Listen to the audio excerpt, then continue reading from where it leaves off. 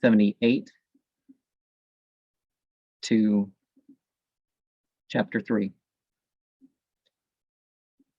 The following appears to be an account of one of the first visits of Parwana to Jalal, to whom he subsequently became so devoutly attached.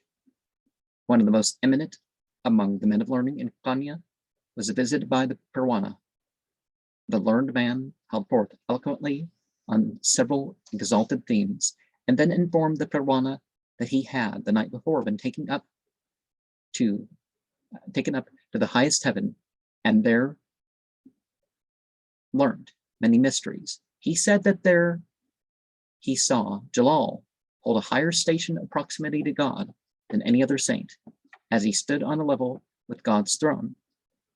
A day or two later, the Parwana, filled with reverence for Jalal's unequaled sanctity, went and paid him a visit with the utmost deference. Before the Parwana could approach any subject of conversation, Jalal said to him, "Mu'inu Din, the vision related to you by your learned friend is quite true in the main facts, though I never saw him there any time." And then he extemporized the following ode. "Fellow visitant, wert thou then say what thou sawest there last night?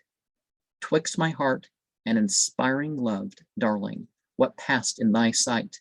And if thou in thy dream with thy eyes sawest my beautiful love, tell us then in the earrings he wore there what jewels were wove. If with me thou be fellow in coat, as in thoughts and in creeds, let us hear the details of that ragged old mendicant's weeds. If thou poverty's son be, and unspoken mysteries hear, thou'lt recount all the words that were thought by my silent compeer. If thou learnt whence the source of mankind and of souls did proceed, since the source was but one, what then means all this search, all this greed? And if thou hast not seen any place of his form and face free, so then what in the thoughts of his lovers that face and form be? And if I heed the list of those lovers, as thou seemest to say, tell us what are those lists, what his messages, words, answers, pray."